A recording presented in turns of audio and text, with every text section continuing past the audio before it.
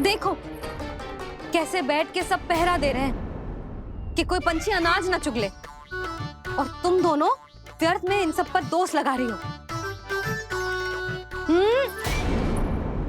कान्हा के निकट जाने का प्रयास भी मत ही करना। पहले मेरे लल्ला पर आरोप लगाती हो, फिर उससे मिलना भी चाहती हो।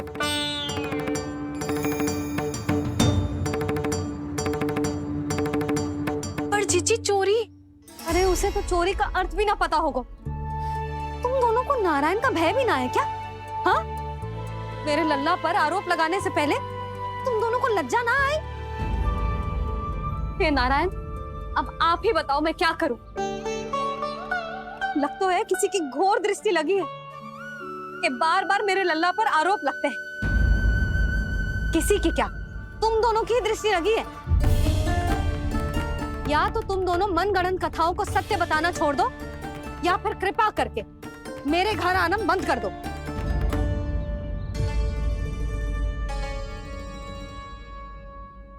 अब दोनों मुंह क्या ताक रही हो?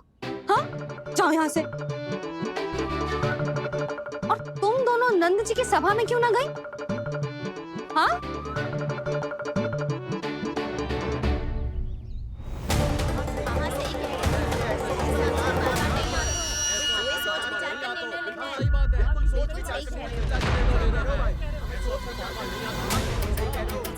ये कौन? पहले तो कभी ना देखो इसे।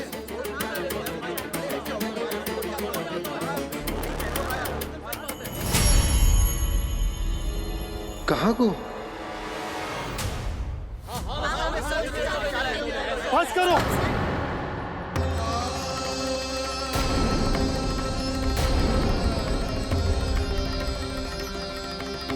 मेरी आंखों के सामने मैं गोकुल में इस तरह फूट पड़ते ना देख सकता। राजा हूं मैं, परंतु आज तक मैंने कोई भी निर्णय आप सब पर ना थोपो और ना ही आज थोपूंगा। मुझे पता है आप सबके पास कल सूर्यास्त तक को समय, इसीलिए मेरी विनती है कि आप घर जाकर रात्रि को इस बात पर पुनः विचार अवश्य कीजिएगा। सोचिएगा कि कोई भी व्यापारी अविश्वसनीय रूप से सस्ता क्रय विक्रय क्यों करेगा, जब तक कि उसका कोई छुपा हुआ लाभ ना हो। हमें सोचना होगा कि कहीं हम उसके बिछाए जाल में फंस तो ना रहे।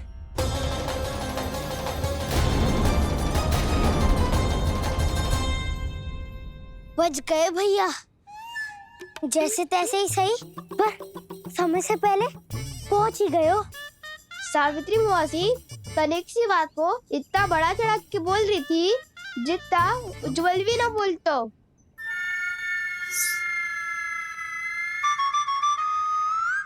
वैसे आनंद तो बहुत आयो, सच्ची। हाँ, बेहतर लगा तो माखन भी तो मिला और परोपकार भी होगा। बता कान्हा, और किसके घर जाना है अब? आज ही तो हमें शिक्षा मिली है, इतनी शीघ्र भूल गए तुम सब। लोग के चक्कर में पड़ोगे तो फंसोगे। लोग के चक्कर में पड़ोगे तो फंसोगे।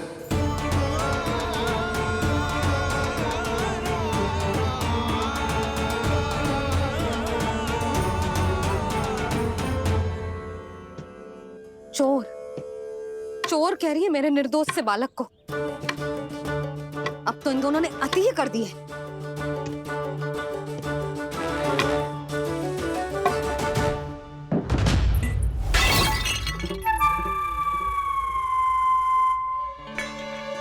से भी अभी फूटना था।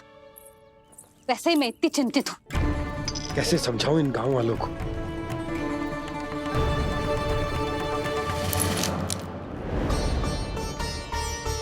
कोई समझने को तैयार ही ना है।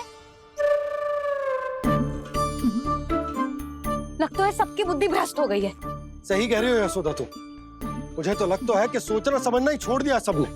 अनेकों तर्क देके समझा दियो, सिद्ध कर दियो, पर इनकी मोटी बुद्धि में कछु आतो ही ना है। यशोदा तुम तो तर्क की कह रही हो, मैंने तो उदाहरण देकर समझाने को प्रयास किया, पर अपनी बुद्धि के आगे कछु ना समझ में आ रहा इन गांव वालों को। क्या सारे के सारे गांव वाले मेरे लल्ला पर आरोप लगा रहे हैं। ये क्या कह रही हो तुम? मैं तो गांव वालों की बात कर रहा हूँ जो जो नारायण के नाम पर वचन देकर उस अपरिचित व्यापारी को अपने अपने दूध, दही, घी, माखन सब देने को तैयार है। लो कर लो बात। मैं गोपियों की बात कर रही हूँ जो लल्ला पर माखन चोरी का आरोप लगा रही हैं। और आज तो सावित्री ने भी लल्ला को माखन चोर कह के पुकारो है।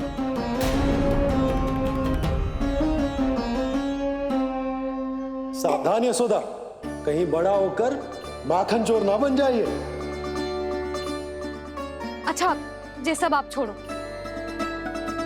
स्त्रियों की बात है, मैं संभाल लूंगी। आप ये बताओ, सभा में क्या हुआ? गोकुल में फूट पड़ गई यशोदा, लोभ की फूट।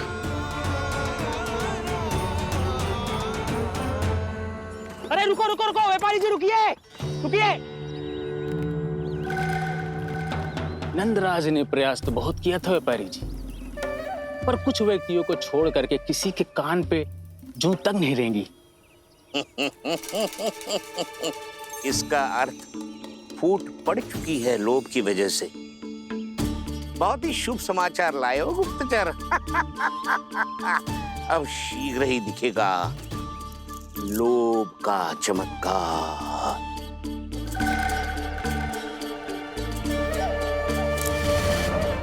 लोभ से बचने को जो पाठ हम कान्हा को पढ़ा रहे थे ना, आज वही पाठ मैं इन गांव वालों को समझाने में असमर्थ रहा। आप चिंता मत ही करो जी, धीरे धीरे सब ठीक हो जाएगा। तब तक बहुत देर हो जाएगी यशोदा। ये गोकुलवासी मेरे अपने, उन्हें अपनी आंखों के सामने मैं भूल करते ना देख सकता। वो सुलक्षणा, वो उस व्यापारी के प्रभाव में आ गए, और शंकरी मौसी और सुमति भी सुलक्षणा के मार्ग पर ही चल रही। कान खोल के सुन ले बहू, आज से घर में दूध पीनो बंद, दही खानो बंद, और माखन तो बिल्कुल न खानो। पर मैया, पर किंतु परंतु कुछ न सुननो मुझे। सुलक्षणा की जैसे धनवान बननो है कि ना?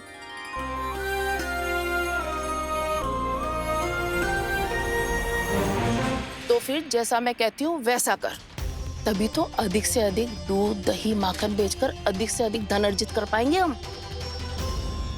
सुलक्षणा को उस व्यापारी की तरह धनवान बनना है और शंकरी मौसी को सुलक्षणा की तरह। ऐसे तो पूरा गांव ही लोभ में पड़कर कल उस व्यापारी के पास पहुंच जाएगा। अब तो फिर स्त्रियों को मुझे अपने ढंग से समझाना पड़ेगा। अब गोकुल वासियों को चाहे कोई भी कितना भी समझा ले, बुझा ले, ज्ञान बांटे, उन्हें केवल एक ही भाषा समझ में आएगी, लोभ की भाषा। लगता है आपके पास बहुत उत्तम योजना है व्यापारी जी। सब झटक लूंगा।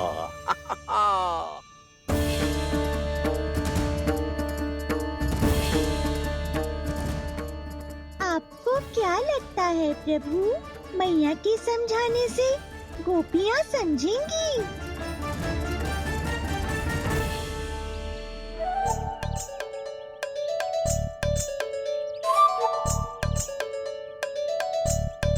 कान्हा, और कितनी प्रतीक्षा करवाएगो? अब बता भी दे, माखन चुराने किसके घर जाना है? इतना आसान ना है निर्णय करना, समय लगता है, सोच विचार करना पड़ता है। पर ये निर्णय किया कैसे जाए पता है मुझे। लगता है वे निर्णय करना पड़ेगा कि बचना कैसे है।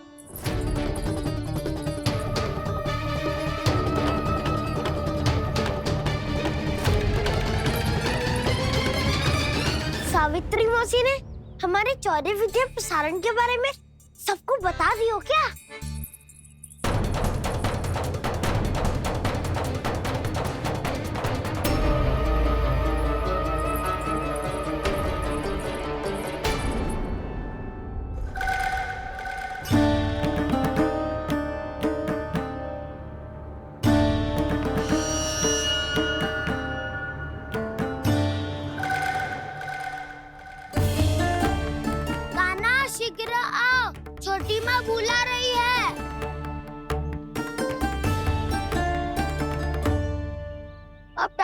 जाएगी और कुटाई भी होगी।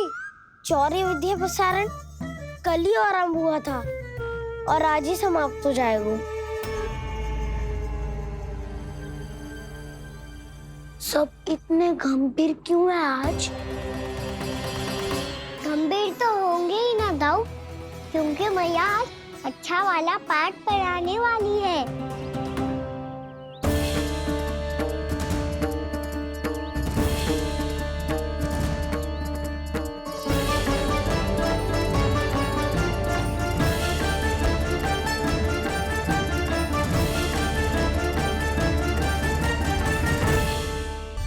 आ गए तुम दोनों? चलो आओ बैठ जाओ। जशोदा जी बता तो दो, सवेरे सवेरे क्यों बुलाया है हम सबको? रुको, इतनी शीघ्रता क्या है? पहले इन बालकों को कुछ खिलाने तो दो। अभी खेलने निकलेंगे ना, पूरी दोपहरी दिखाई ना देंगे।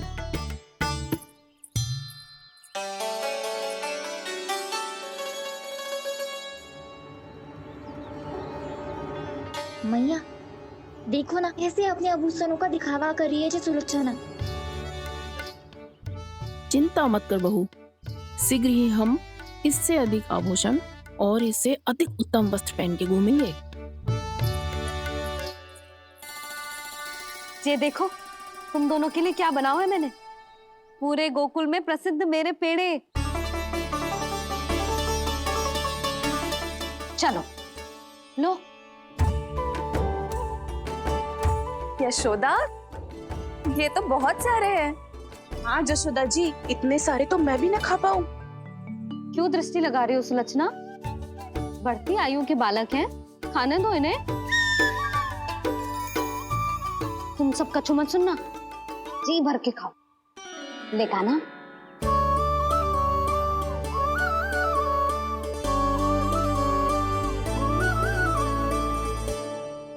हे नारायण, मैंने अपने कान्हा को जो सिखाओ है, बस वे उसे स्मरण रखें और उसका पालन करें। ले और ले ले ले।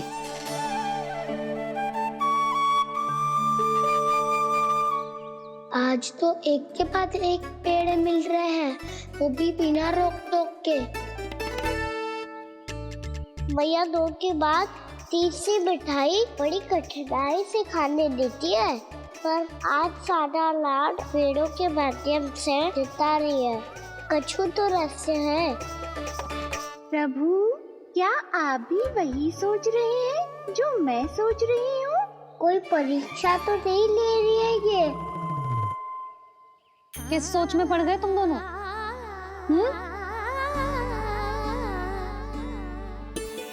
खाओ ना। जब तक पेट और मन दोनों ना भर जाए तब तक खाओ। बस यशोदा, इतना पर्याप्त है। अरे ना जिज्जी, घर के शुद्ध मावा और गुड़ के बने, कितना भी खा ले कोई हानि ना होगी। लो और लो।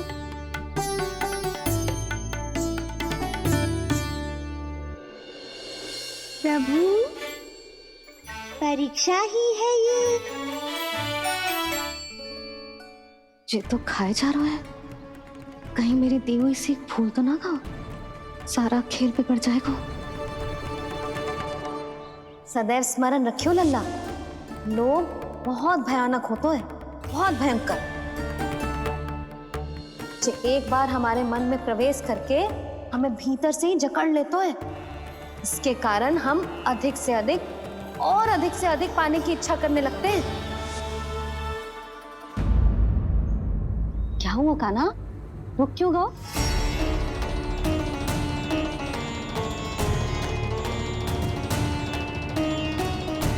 आपने तो सिखाया था मैया, जितनी आवश्यकता हो उतना ही लेना चाहिए, लोभ कभी ना करना चाहिए।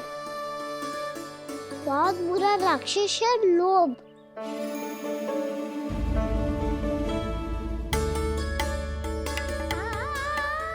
थोड़ा और खाने में कोई बुराई ना है कान्हा, ले ले।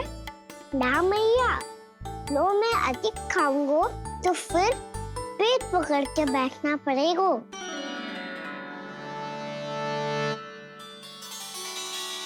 हाँ, मेरा भी पेट भर गया। कान्हा सही कह रहा है छोटी माँ, लोग बहुत भयानक राक्षस है। जो भी लोग के चक्कर में पड़ेगो वो बहुत बुरा फंसेगो। अच्छा जाओ, जाके खेलो तुम दोनों। मैया, ये पेड़ अपने सखाओं के लिए भी ले जाऊं मैं? हाँ लल्ला, ले जाओ अवश्य।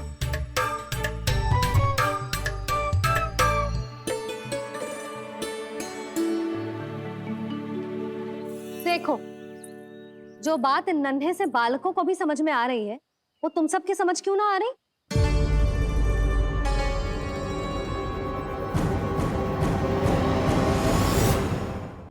क्या समझाना चाहती हो जशोदा जी? तनिक खुल के बोलो। जब बसंता खाने के बाद भी हलवा खाने का हट करतो है, तो उसे मना क्यों करती है? इसीलिए ना, ताकि स्वाद के लोभ में उसका स्वास्थ्य ना बिगड़ जाए। और उज्जवल, जब भरी दोपहरी में बाहर खेलने का हट करतो है, तो तू उसे मना क्यों करती है? इसीलिए ना, कि खेल के लोभ में उसे लू ना लग जाए। हाँ, और पुराण पढ़ना तो अच्छी बात है ना? तो श्री रामा जब रात में दीप के प्रकाश में पुराण की कथाएं पढ़ना चाहते है, तो क्यों मना करती है? उसे बता। ताकि कथाओं के लोभ में उसकी दृष्टि खराब ना हो जाए जीजी। तो इसका अर्थ तो यही है ना, कि लोभ चाहे पेड़ों का हो, चाहे पुराण की कथाओं का हो, या फिर अधिक धन अर्जित करने का हो, लोभ सदैव हानिकारक ही होता है।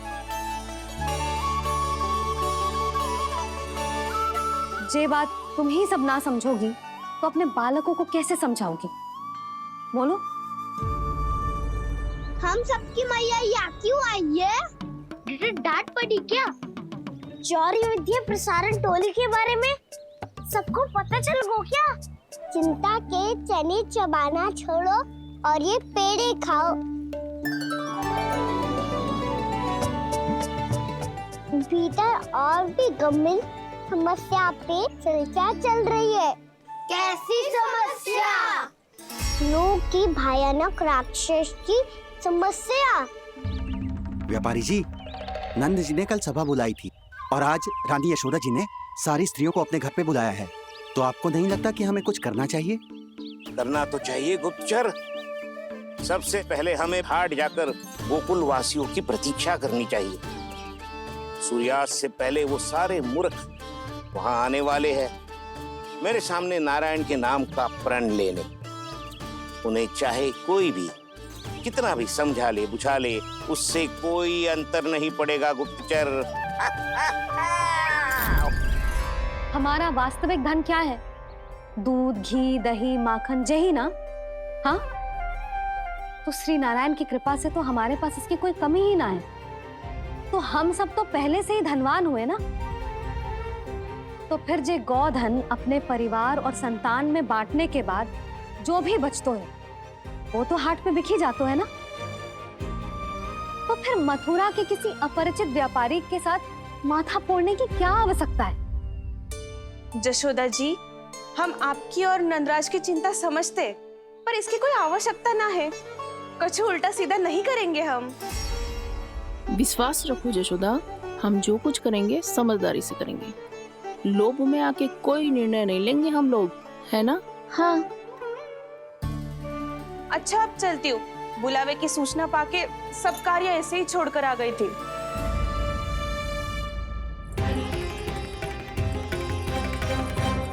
अब किसको घेर लियो?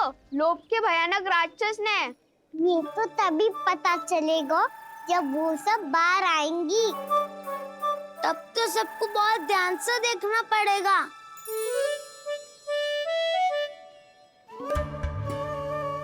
देखना तो पड़ेगा दाऊ, तभी तो पता चलेगा माखन चुराने किसके यहाँ जाना है। नाना,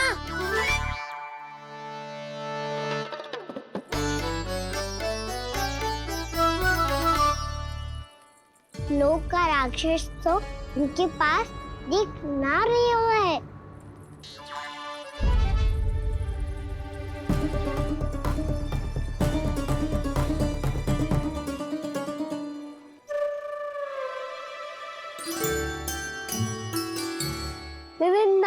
बहुत बहुत धन्यवाद। कान्हा, मेरी मैया को घेर रहे है क्या उस राक्षस ने? यशोदा भाभी और नंद भैया कितने चिंतित थे ना।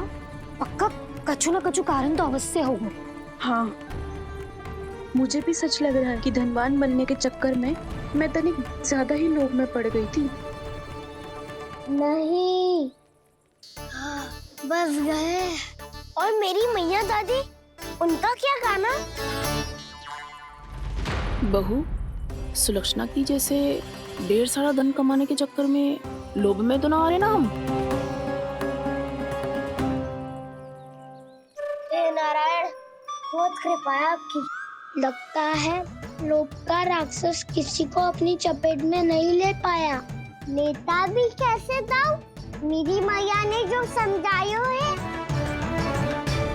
क्या लगता है यशोदा, इन्हें समझ आया होगा?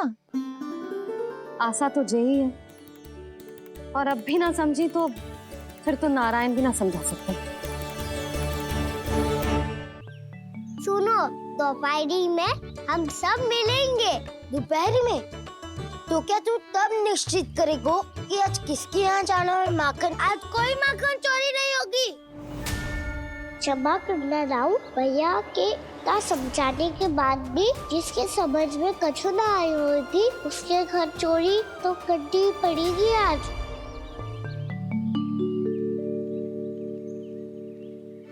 व्यापारी जी, सारी स्त्रियां एक साथ यहीं आ रही हैं।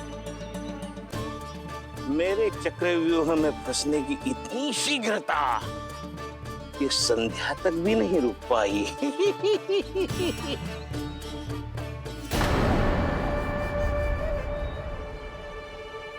पर ये आपके तरफ ध्यान क्यों नहीं दे रही हैं? लगता है गोकुल की रानी ने इनको पाठ पढ़ा ही दिया। अब आपको ही कुछ करना होगा व्यापारी जी। करूंगा, अपनी चाल सबसे अंत में चलूंगा, किंतु अभी उनके लिए एक घोषणा ही पर्याप्त होगी। तुमने सबको सूचित तो कर दिया है ना कि सबको अग्रिम धनराशि मिलेगी, वो भी दूध, दही, माखन, घी बेचने के बाद नहीं, वो पहले ही मिला करेगी। वो भी केवल एक दिन की नहीं, पूरे सप्ताह की। मैं बिल्कुल सही कह रही थी। यशोदा जी और नंदराज व्यर्थ ही चिंता कर रहे थे। यदि इन व्यापारी जी के मन में कोई मैल होता तो जी अग्रिम धन राशि थोड़ी ना देते। बात तो तुम सही कह रही हो सुलक्षणा।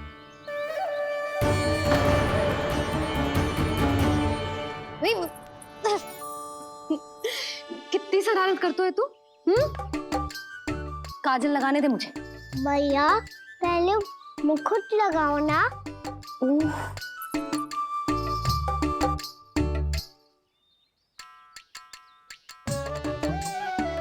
और मेरी मुन्नी?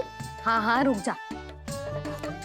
ले, बस होगा प्रसन्न। भैया, मैं ना चाहता मैं ऐसे फिर से भूल जाऊं, नहीं तो कड़ी धूप में इसे लेने वापस लौटना पड़ता है। चल, अब बैठ जा। अब मुझे काजल लगाने दे लेना। भैया, इतना सारा काजल मत लगाओ, छोटा सा बालक लगता हूँ मैं। आहा, नखरे तो देखो। इतना सज धज के तो तेरे बाबा भी ना जाते बाहर, दृष्टि लग जाएगी लल्ला।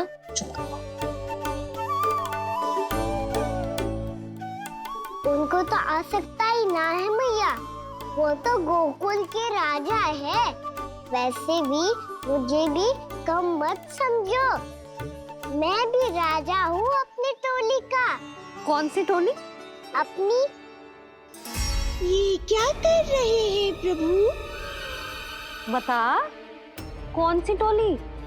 बालकों की टोली मैया, मारी खीर वाली टोली का।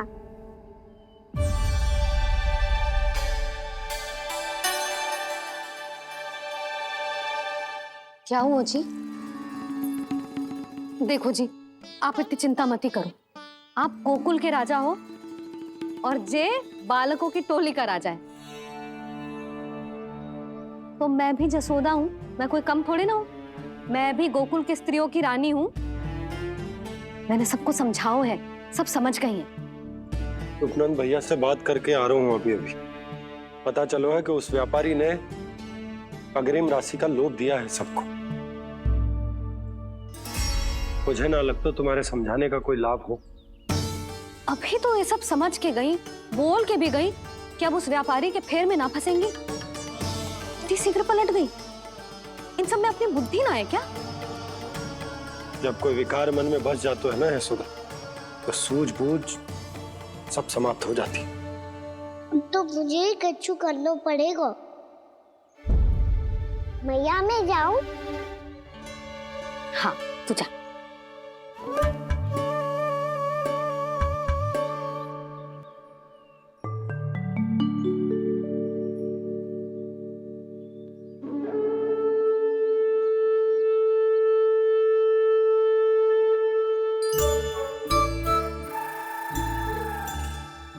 बहुत बड़ी समस्या हो गई है सखाओ। कैसी समस्या? लोभ का भयानक राक्षस कहीं ना गए हो, वो अभी भी यही है। मुझे पता था, और इसका सबसे अधिक प्रभाव तो मेरी मैया और दादी पर ही हुआ है। तुम सच कह रहे हो उज्जवल? हाँ। अरे कछु ना बलदाऊ, जे बड़ बोला तो ऐसे ही बात करते रहेगा बड़ा चढ़ा के। बड़ा चढ़ा के नहीं बोल रहा हूँ मैं। आज से घर पे दूध दही माखन घी सिर्फ एक बार ही मिलेगा। पर क्यों? ताकि अधिक से अधिक दूध दही माखन घी बचाकर उस व्यापारी को 2 गुना मूल्य पे बेचा जाए। इतने से तो काम ना चलेगा। उस सुलक्षणा से, और मैं तो कहूँ सुलक्षणा से ही क्यों, पूरे गोकुल में सबसे अधिक धनवान बनना है तो और माखन जमा करना पड़ेगा। हाँ हाँ मैया, लाओ मैं इसे ऊपर रख देती हूँ। चोरी चुपके से खा तो ना जाएगी ना? तेरी घबराहट बता रही है कि घर से निकलने से पहले तूने थोड़ो माखन तो खाया है। सच्ची बोल। ना ना मैया, मैं क्यों माखन खाऊंगी? मैं भी तेरी मैया हूँ लाली, माप के रखो तो मैंने।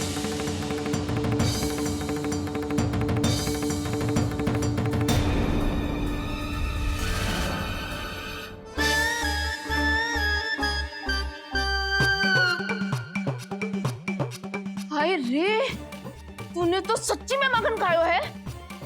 तनिक भी लज्जा ना आई तुझे? असत्य बोलने से पाप लगता है मैया, और जितनी बार आप माखन नाप रही है उतनी बार डंडी पे लगा माखन आप स्वयं चाट रही है, और दोष मुझ पे दे रही है। वो तो बस मैं इसलिए चाट रही थी कहीं व्यर्थ ना जाए। और तेरी जीभ है कि तीखी मिर्ची। एक तो मैया से बहस करती है और चोरी चुपके स्वयं खा के मैया पे दोष भी धरती है।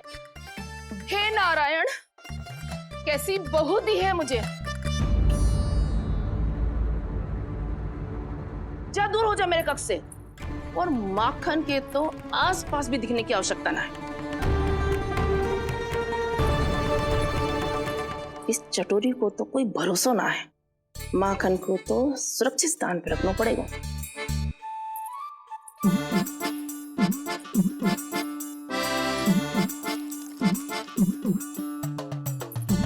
यदि बहू ने अब मटकी उतारने को प्रयास किया तो अचानक पानी गिर जाएगा और घबरा के वो चिल्लाएगी और मुझे पता पड़ जाएगा।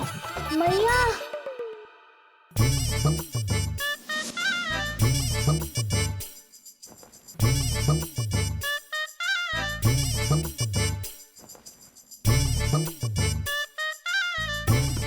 ये माखन तो मैं किसी को छूने भी ना दूंगी, तभी तो बनूंगी धनवान, बहुत धनवान।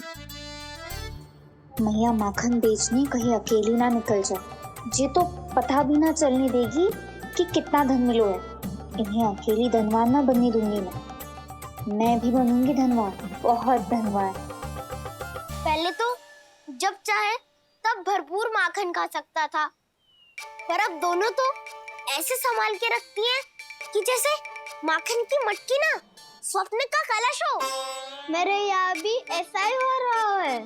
नारायण का बहुत बहुत धन्यवाद। नंद जी और यशोदा जी की बातों में आने से पहले ही सत्य का पता चल गया।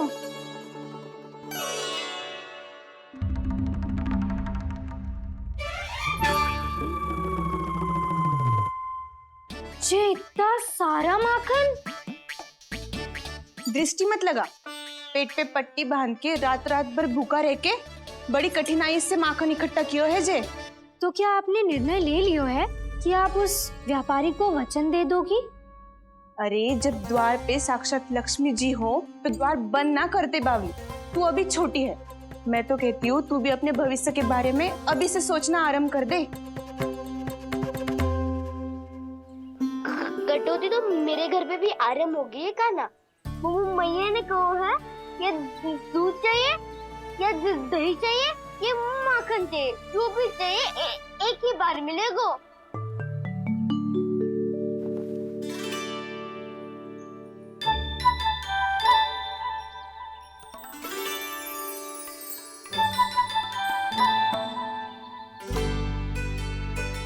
तब हमारी टोली को ही कुछ करना पड़ेगा।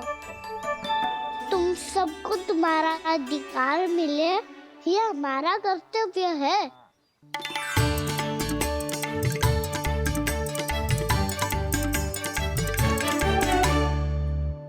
अब हम कछु ना कर सकते यशोदा। यदि अब मैंने उन्हें रोको तो उन्हें लगेगा कि मैं उनसे उनकी उन्नति का अधिकार छीन लूं। दूध दही माखन पे सबसे पहला अधिकार बछड़ों का होता है, फिर घर के बालकों का, और ये अधिकार हमें दिलाना चाहिए, है ना दाऊ? मैं सब समझता हूँ कान्हा। तुम मुझसे इसलिए पूछ रहे हो ताकि तुम माखन चोरी की योजना बना सको, पर मैं तुम्हारा समर्थन नहीं करूँगा। पर दाऊ ना, पिछली बार तुमने ही कहा था ना कि हम ये चोरी केवल वानर महाराज की सहायता के लिए कर रहे हैं। लो, वानर महाराज भी आ गए हमारा साथ देने। आज कोई किसी का साथ नहीं देगा। आज कोई किसी